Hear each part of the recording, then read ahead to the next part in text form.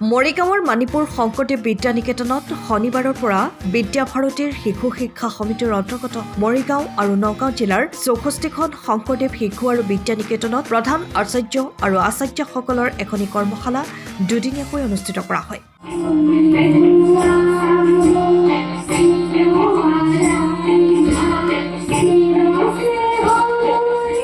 শনিবাৰে পুৱাৰ ভাগত শিশু শিক্ষা সমিতিৰ বিভাগ নিৰীক্ষক প্ৰফুল চন্দ্ৰ দাসৰ সঞ্চালনাত কৰ্মশালাৰ আৰম্ভণি অনুষ্ঠান অনুষ্ঠিত কৰা হয়। অনুষ্ঠানটোত অসম ৰাজ্যিক বিদ্যালয় শিক্ষা পৰিষদৰ অধ্যক্ষ ৰমেশ চন্দ্ৰ জৈনে মুখ্য অতিথি হিচাপে অংশগ্ৰহণ কৰি ৰাজ্যৰ শিক্ষা আৰু শৈক্ষিক বাতাবৰণ সম্পৰ্কত এক তথ্যগধুৰ ভাষণ প্ৰদান কৰে।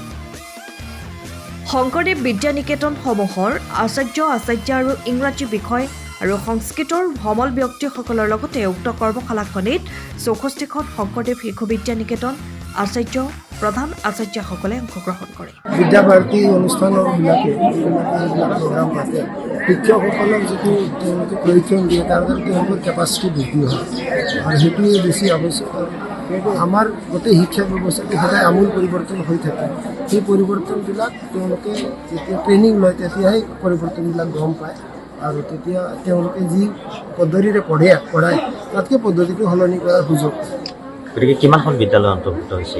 ইয়াত 45খন বিদ্যালয় আছে। এই নগাঁও সংমণ্ডলৰ আগত তেওঁলোকৰ বিদ্যালয়ত আজি সংস্কৃত আৰু ইংৰাজী বিষয়ৰ ছাত্ৰ ছাত্ৰী শিক্ষকসকল আছে। কি কি বিষয়ত? ইংৰাজী আৰু সংস্কৃত দুটা আছে।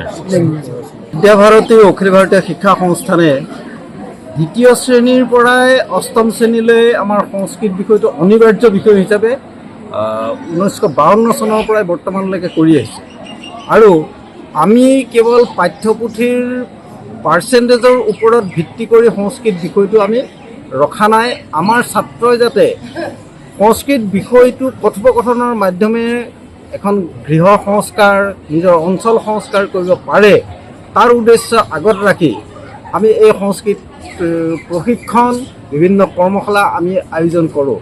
ইয়াৰ উপৰিও এতিয়া যি NEP 2020 ভাৰতীয় জ্ঞান পৰম্পৰাৰ যিটো বিষয় আহিছে এই গোটেই বিষয়খিনি আমাৰ সংস্কৃত বেদ পুৰাণ উপনিষদ ৰামায়ণ মহাভাৰত ইত্যাদি আমাৰ ধৰ্মীয় শাস্ত্ৰসমূহত আছে আৰু ইয়াক আমাৰ যাতে ছাত্ৰ ছাত্ৰীসকলে আগন্তুক সময়ত যাতে অধ্যয়ন কৰি আমাৰ ভাৰতবৰ্ষক আমাৰ বিশ্বগুৰুৰ আসনত প্ৰতিষ্ঠিত কৰিবলৈ কাৰণে সমৰ্থবান হয় তাৰ উদ্দেশ্য আমি আগত ৰাখি এই প্ৰচেষ্টা আগুৱাই নিম। হয়, নমস্কাৰ। আমি বহুদিনৰ পৰা ভাবি আছিলোঁ যে আমাৰ চিষ্টেম যি চৰকাৰী চিষ্টেমটো আমাৰ বিদ্যালয়সমূহলৈ আহি পাওঁতে বহু দেৰি হয়।